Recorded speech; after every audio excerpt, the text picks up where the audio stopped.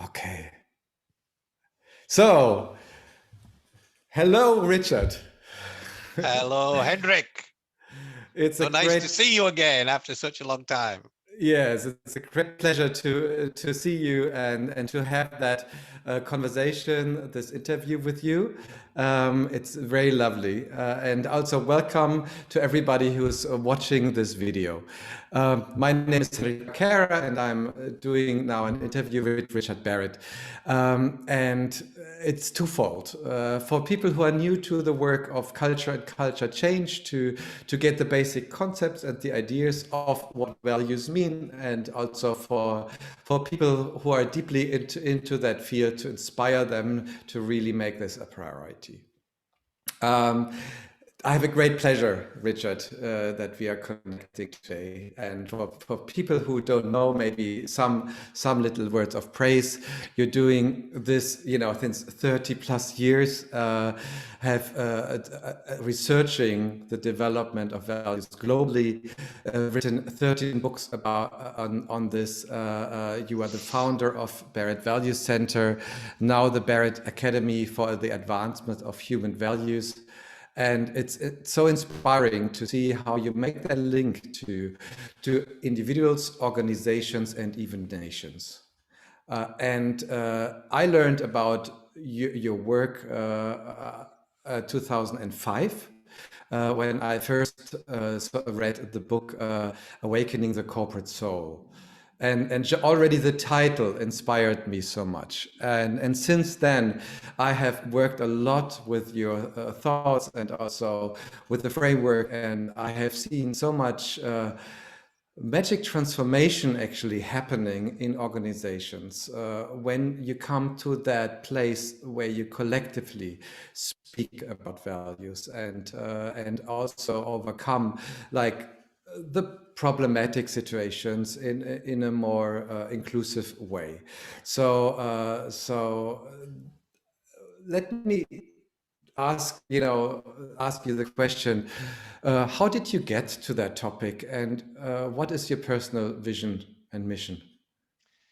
So, if I understand the question correctly, it's like, how did I get onto the idea of thinking and working on values? Yeah.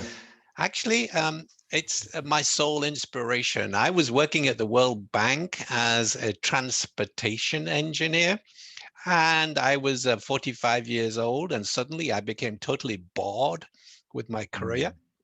And I said to myself, well, what have I been studying all my life? And I've been studying psychology, spirituality, all of these topics which have to do with the deeper meaning of who we are. And I thought, well, that's what I'm interested in. And so at that moment, I began to say, well, I think I have to change from being a transportation engineer to a transformation engineer. And I tell the story that when I was 17, I thought I heard my soul say transportation, and actually it said transformation. And so when I told this story to a friend of mine from Serbia, she turned to me and said, well, I think you've been living a misspelt life. Which I thought was immensely amusing. So gradually within the World Bank, I shifted jobs, and we did a 2-year study of values, and I volunteered to do that, to get out of the transportation into the transformation, and I loved it so much. And that's when I began to develop the 7 levels model and the corporate transformation tools, and that was my passport out of the World Bank, because then I wrote the book Liberating the Corporate Soul, or as you said, Awakening the Corporate Soul, and I started the work, and that was 1996, 1997. So it's all 20 odd years ago, and I've never looked back since, because when you find what is deep in your heart, which is your gift to the world, you just have to keep going. You can't stop. Yeah. And people at the World Bank said to me, you're really crazy. If you stay on another 10 years or so, you'll get a six-figure tax-free pension, and Mm. you're leaving to do something that you have no reputation in. Nobody knows who the hell you are in that world. And, you're basically committing financial suicide. And I said, well, Mhm. that may be your view, but I have no alternative. This is my soul calling. I have to go ahead and do this. And I've never looked back. My life has had ups and downs, of course, but it's been a sense of joy that I work on, all of these things that are the inspiration from my soul. Okay, what I understand is it starts from looking inside or listening more into your own ideas and intuition. Exactly. I see, I came up with the idea that I'm the servant of my soul. Actually, I've got to the point now where I am my soul. I'm not, you see, when you're the servant of something, there's something and there's you who's the servant. Yes. But now I got to the point, these two things are together, and my thoughts are my soul thoughts. They're not Richard's thoughts, they're just soul thoughts. And so I just follow those thoughts, those instructions. There's no ego attached to those thoughts. They're just pure thoughts about what to do and how to live my life.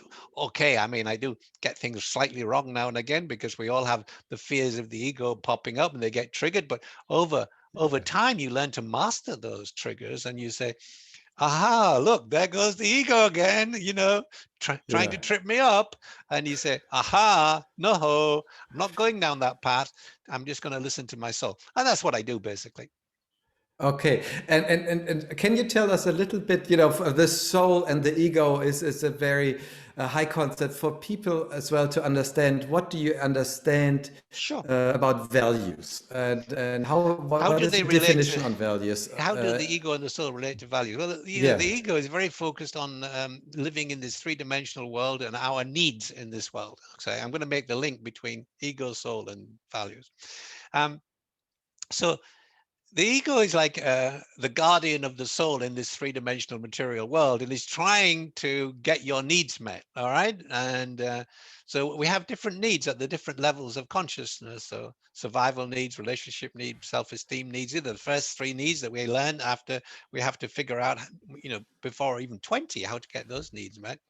And then, but because we live in particular circumstances, like parental circumstances and cultural circumstances, we want to fit in, so we modify our behavior. We wear a mask in order to get our needs met, and there it's the ego that's taking control, and we learn about not to be our true selves. We become the mask that we wear to get our needs met in those frameworks of existence. And it's not who you are, it's who your ego tells you to be in order to get your needs met. Now there comes now a transition point. Many people never make that transition, where you begin to say, well, actually, who am I underneath all of this conditioning, parental and cultural? Where's the real me? And so the second half of our life can be full of potential as we explore our deeper sense of meaning and the gifts and talents that we came with. But we have to become independent from that parental and cultural conditioning. And so we have to give up the fears of the ego in order to embrace what I call is the soul. So the soul actually created the ego around about 18 months of age in order to protect itself from this three-dimensional material world, which is full of the idea of separation. And so it's full of separation, therefore it's full of fear, and I have to get my needs met, and I don't care about you. That's separation, and that's where the ego comes from. And some people have really difficult experiences during the first 20 years of their lives, where their minds and their brains are growing and developing, and these beliefs become hardwired. And some of them have less difficult experiences. So what we all must do is to overcome those fears of the ego in order to embrace the values of the soul. And at that level, we all share the same values. I think that's my point. At the deeper level, we share the same values. Okay, as humans we all share the deep the same values, and you're saying that also leaders come with all those ego and fear driven Sure. perceptions of the world and how they should be to be a good leader Yeah. into the company, and then also then start to lead this. Yeah. So for me, there's no differentiation between being a human being and being a leader. It's like Mm, it's like we need to get out of this idea that these two are separate things. They're not two mm, separate things. It's about fulfilling your inner potential. mm, Now, that might be as a leader of people, or it might be as an artist. I mean, you're an artist. I know you do work in your one of your hobbies. So, but the thing is to fully express who you really are. Now, mm, not everybody is cut out to be a leader. I know that. And many people who are leaders get promoted to leaders because it's the next step. But actually, they hate it mm, and because they're not very good at it. And mm, it brings up all of their fears about self-esteem, about being powerful. Like, I need to have self-esteem. I need to be respected. So I'm going to be powerful. I'm going to tell you what to do. I mean, what nonsense is that? That's yeah. not self-expression. That's the ego operating from fear. And so we need to move into that space where we let go of those fears about our own self-esteem and move into the space of, well, what is it that I need to express in the world that gives Mm, me a sense of fulfillment? yes. Then I find joy and happiness. Yes. And for some people, it is being in a leadership position. But these people in leadership positions are uh, humble. They Mhm. are caring, Mm, because to be a true leader, you need to care about the needs of the people you are responsible for. Because mhm, when you care about their needs, they will care about your needs or the organization's needs. And so mm. caring about the needs of your employees is number one rule to become a good Ah, leader, because then they yes. fulfill their potential and you fulfill your potential. You can't do it on your own. Okay. Okay. There's you need the other people. So you're starting to move into the core. I would like to ask you, because this sounds on an individual level. I totally can understand that, and but maybe some people who are hearing that saying, yes, but we are in the company and we are 200, 2,000, 20,000 people. How can we get this sorted in a way or in a direction that we are healthy and that we are thriving forward. Okay, so We are now, not in a private therapy session, no, but no, of course we're we not. you know. No, no, but so the question is simply understanding what culture is. A culture of an organization is a reflection of the leader's values and behaviors, or consciousness, if you like. So whatever the culture of your organization is a reflection of who the leaders are and their stage of personal development. So Mm, you say, we have to divorce this from the personal side, but you can't. A culture is a reflection of the leader's psychology, the leader's psyche, the leader's values, the leader's beliefs. That's what a culture is. So if you want to change the culture, you either change the leaders or the leaders have to change. mhm. It's that easy, and also that difficult. Yes. Because changing, for leaders to change, they have to want to change. Yeah. And so the question then comes, well, what's the incentive for the leaders to change their behavior? Yeah. Well, the external incentive, which is, well, we could become more profitable, and there's plenty of evidence to show that caring leaders build caring companies which are very profitable. And Mhm, then, or there's the intrinsic motivation, is I want to be a better person. mhm, mhm, So you've got these two possibilities. Now, some leaders just don't get that, and they get stuck, and they will never transform their organizations because they just get stuck in their own belief system. Now, mhm, the job of a transformation engineer or the mhm, transformation consultant is to help people to measure the culture. So, okay, so this is and you can use the Barrett Value Center tools for that, which I invented 20 odd years ago. So you can say, well, what is the current culture as viewed by the employees, and what is their desired culture? And between the two, you have a gap. And that gap is the transformation process. Now, you can then get your leaders to do a leadership assessment, but where they get feedback from 15 people about how they see them, how these people see them, but they also get chance to say, well, how I see myself. Now, again, another discrepancy. So leaders see themselves like this at these levels of consciousness. Employees see that leader like that. And so this feedback forms the basis of coaching session, which helps the leaders to change, and therefore helps the whole organization to change. And you can do that at the individual leader level, and you can do it at with the leader, the team leaders, the leaders of the leadership team. Let me put it that way. So all of this is absolutely possible. We've got hundreds and thousands of examples of organizations that have gone from being in deep cultural toxic culture to being thriving, both as a culture and as and in terms of the financial results. Now, and it all comes back to, well, what are the values? So, I'm sure you're going to ask me the question at some point, well, what are values? Well, I used to say, well, values are a short, I've gone through an evolution in this, and I used to say values are a shorthand way of describing what's important to us, and that stands, that's good. Then I got into the idea that actually values are the energetic drivers of our aspirations and intentions. So when you get in touch with your values, you really, you talk about your values, you get into energetically, you become enlivened. You feel, oh, wow, you've been in many situations where you've had people talk about their values. This is what Csikszentmihalyi also calls flow, right? Like the state of the inner coherence, and everything exactly. is fine. And so when you get a chance to express and talk about your values, you feel this energy, and so the values become the energetic drivers of your aspirations and intentions. And more recently, I've come into another deeper understanding.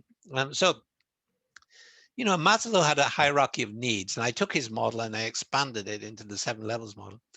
Now, whatever you need is what you value.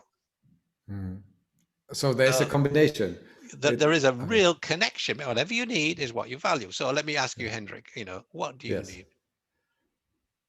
Me, I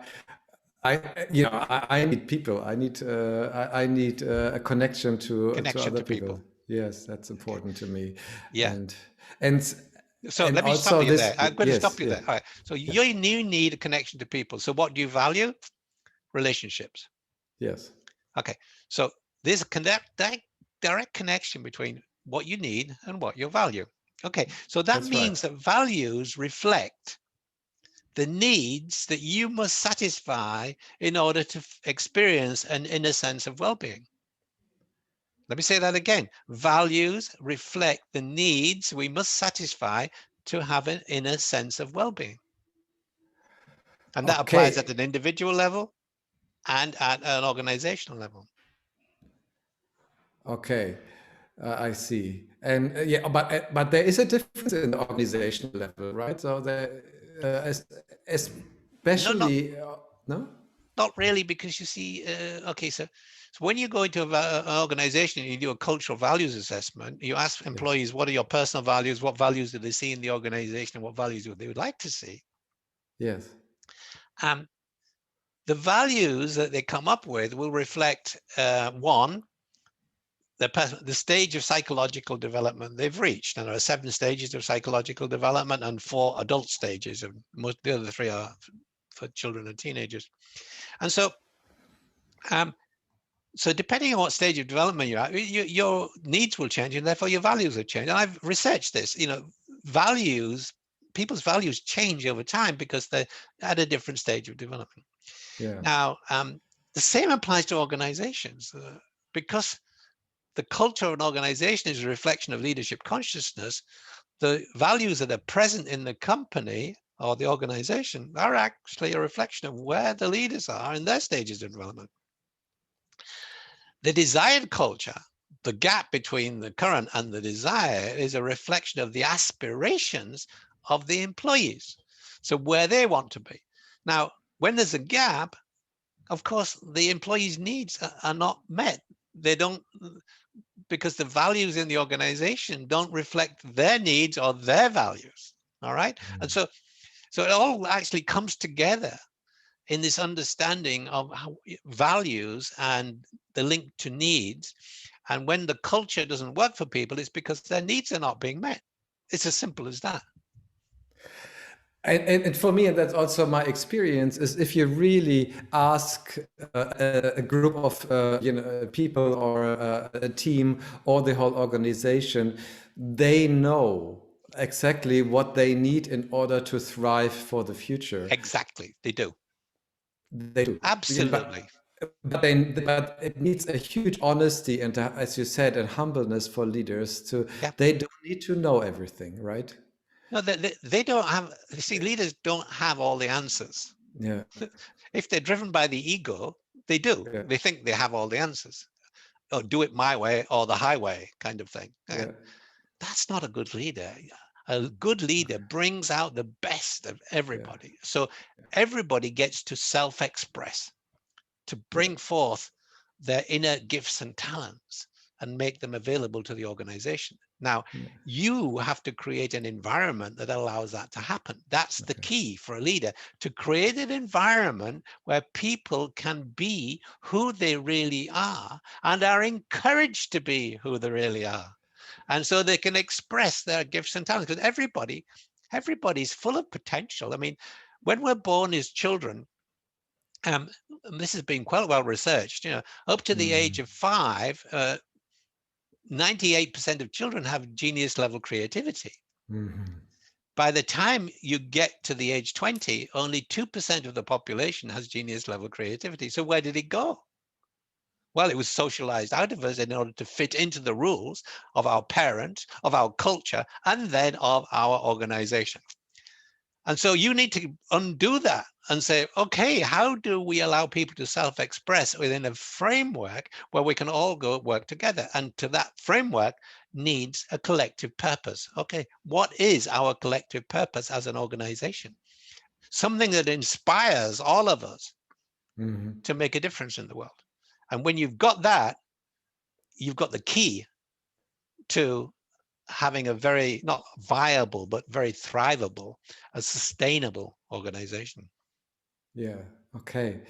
So, and what would you say to people or leaders who say our business model is really challenged, or with COVID, we are struggling and we need to shift quickly. We don't have the time to that. We need to act so fast in order to survive. Well, you see, this is a belief that what you're just expressing is a belief. I mean, how do creatures evolve? One word: adaptability. Okay. And linked to that word is agility now. Okay? Yes. So if you're stuck in your belief system, you can't adapt and you will die. And that's what's happening with COVID. It's, it's like there are many companies who are actually thriving in this. They shifted very quickly into this new way of being, into exploring Zoom meetings, if I may say so, or exploring this whole virtual world. And now they're saying, we don't want to go back to the old way. Yes. Because I don't want to spend 2 hours commuting every day. It's a waste of my time. I can use that 2 hours to do more work, or actually to do online e-learning courses. I mean, it's like, oh, so now the employees are feeling, wow, this is great. Now, not everybody is in that business that allows that to happen. Some people are in the restaurant business or other business where you have to show up and and for them it's more difficult. However, because there's been lockdowns, these people have had an opportunity to spend more time with themselves and, more importantly, more time with their families. And one of the huge benefits of COVID has been the deepening of family relationships on the one hand, and on the other hand, recognizing that, the partner I'm with, I'm just not in touch with anymore. And Yes. because we're spending so much time together and it doesn't work. And so it's like freedom in a way. It's like, okay, I realize I have to stop this relationship because it's not working. Or I realize the value. I've deepened my connection to my spouse and to my children. And it's been a huge benefit to me. So, and Yes. people don't want to give that up. They don't want to go back to that old way. Okay. Yes. So there is the learning in both sides. It's more a stance of choosing to make it Choosing. work. The Exactly. You're choice, right. right? That's the right. It's a question of choice. What is it that gives you a sense of fulfillment? What are your needs? What are your values? Okay. We'll come back to the same question. Yes, yes, I see. So the one is to go back to the family part, and in companies, you're saying yes, they're using Zoom, they're doing those things.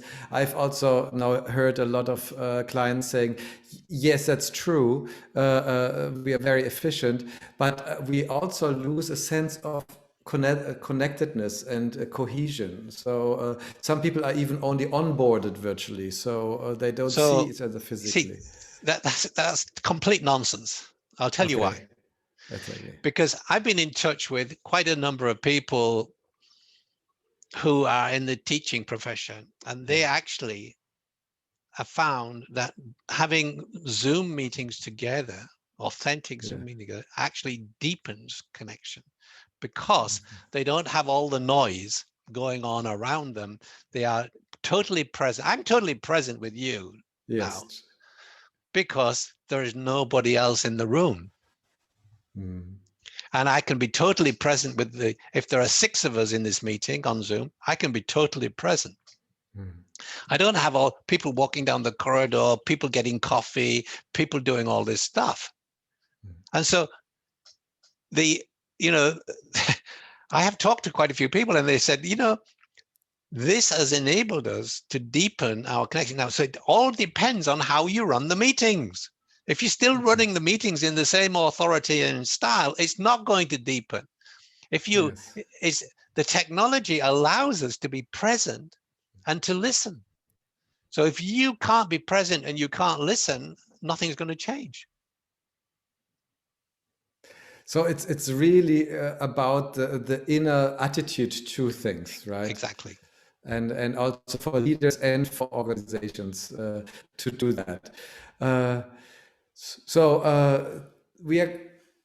How would you relate the question I would like to ask you now about the bigger state, the bigger picture of humanity as well, and we look at the the SDGs, like the problem that we have as society, as collective, to run this planet in a way which is definitely not sustainable. We know this since like the 1800s. There, if you would have listened to it. So how do you bring this in as an organization? What is your thoughts? What are your thoughts 2 on this? levels of answer to this one. The first Yeah. level, that what has COVID taught us about organizations? Well, let me tell you.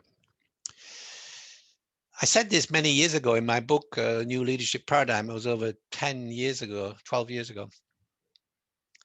The business is an wholly owned subsidiary of society, and society is a wholly owned subsidiary of the environment. Mm-hmm. Now, we've got the idea through the UN Sustainable Development Goals that we have to look after our environment in order to look after our society. What COVID has taught us is that if business doesn't look after society, business will crash. Okay, so business is a wholly owned subsidiary of society. So, and we've seen it. It's happened because businesses are crashing all over the place. Mm-hmm. And so businesses have to care for society and care for the environment. That's a huge message. That's a huge message that businesses need to take on board. It's not just the environment, it's society. So now businesses have a social role. They have a societal role. And that's to take care, not just of their employees, but of their customers too. And we've always said that, but we never really understood why. Because it's in our self-interest as a business to take care of society. It's in our self-interest to take care of society as a business. And so I created in the last, well, over the last few years, and now it's launching, the what I call the Humanity Awareness Initiative. Now, humanity awareness is a new worldview.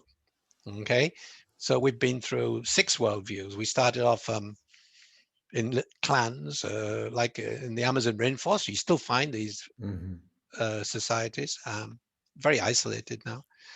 Then we moved to tribe awareness, and you find that throughout Africa in many indigenous groups. Then we moved to state awareness, where power became really important. I mean, that was the Romans and the Greeks, but you still see it in North Korea, in many other places, China.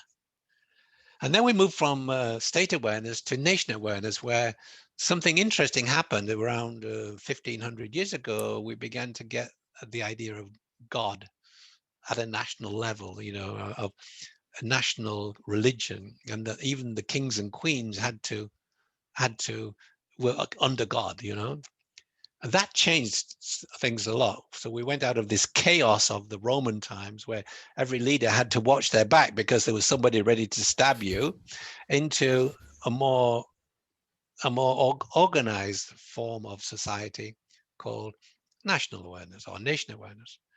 And then at the time of the Reformation, about 16th century, a new idea where religion took less importance, science became more important, and we moved into worldview of wealth awareness. Okay, so I could get on in now in the world and have a high position if I could create wealth. And so people became very focused on wealth. They ignored the environment. They exploited the environment. They didn't give a damn about God, because they knew God was science, and science is all about random mutations anyhow. So there's no meaning in life. It's just random mutations.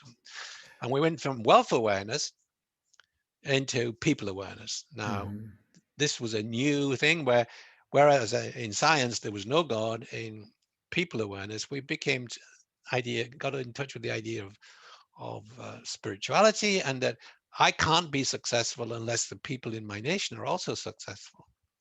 Now, there are about 7 nations in the world operating from people awareness. They are mostly the 5 Nordic nations plus New Zealand and Switzerland. There are about 8 nations operating from wealth awareness, which include Germany, United Kingdom. There's a list. I've got a list in some of my articles. And then there's 20-odd nations operating from nation awareness, and a whole bunch of nations operating from state awareness. So these different worldviews actually reflect the average stage of psychological development of the people in those countries. So what's all that mean? It means that we need to move collectively to humanity awareness, which is a transnational worldview, because we can't solve the problems of society at the national level anymore.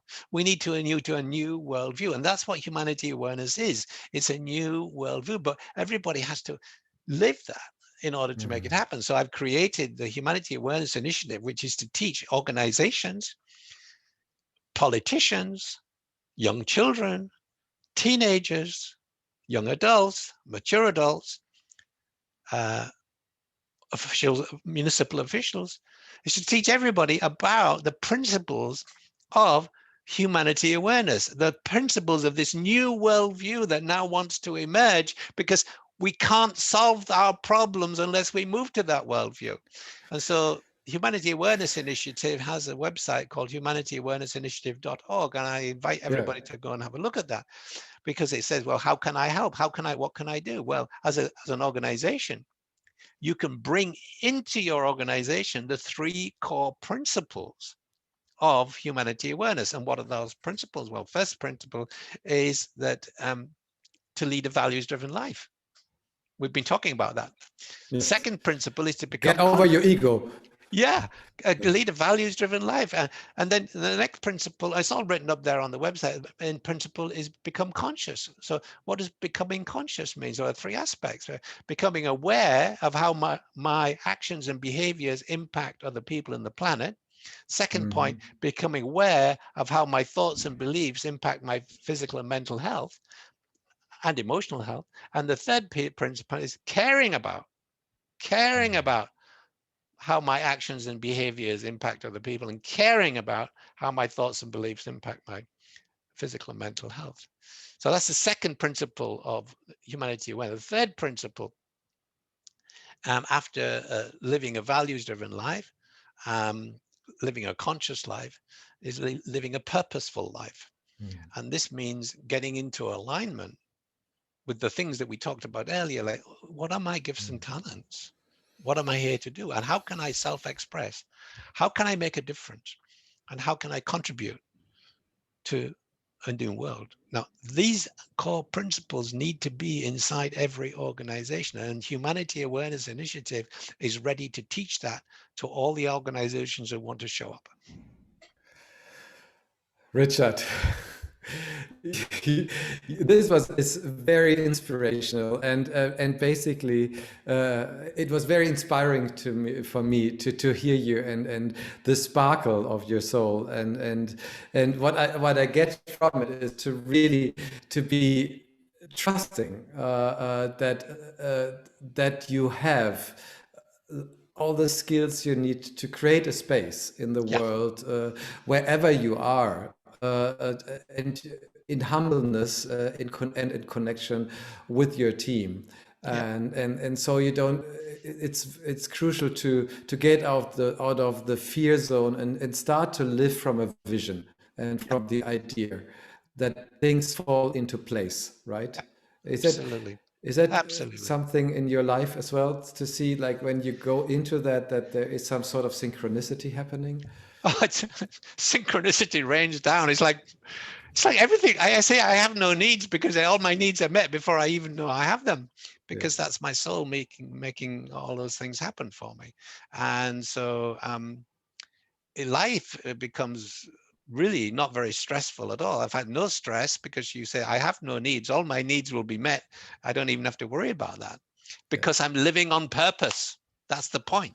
I I I mean, this is going to sound a bit revolutionary, but I I, I put this under the Aboriginal idea of we have memories of the future. So, Yes. okay, so one of my memories of the future is that if you're living on purpose, you can forget about goals, because goals might limit you. Once you live on purpose, anything is possible. So having goals, it could be very limiting, right? You could far exceed. That's my experience anyhow. I don't have any goals anymore.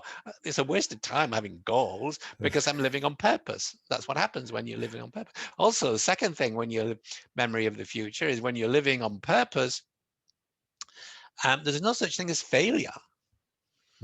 There's just lack of alignment. You were listening to your ego instead of listening to your soul. You made the wrong choice. That was something we talked about right at the very beginning about choice.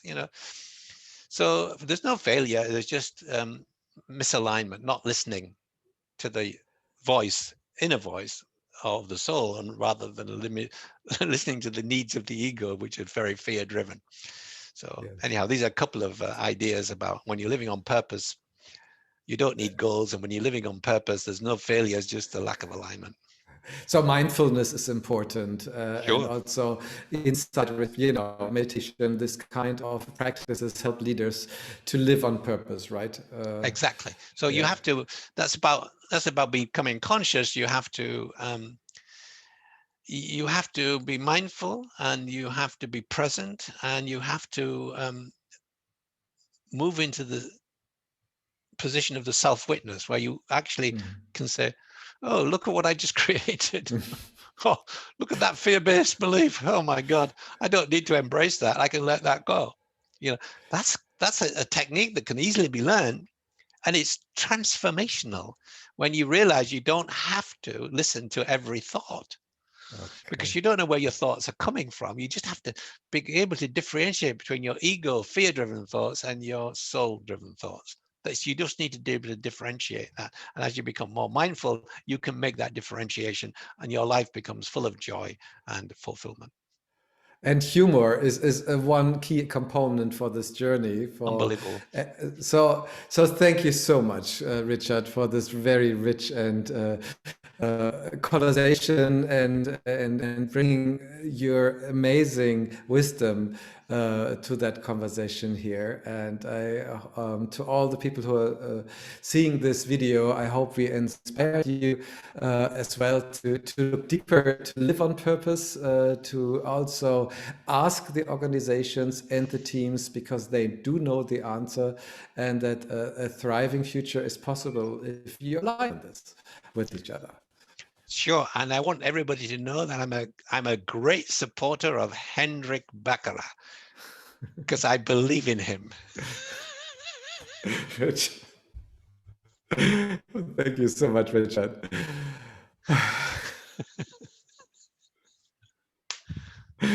It's fantastic.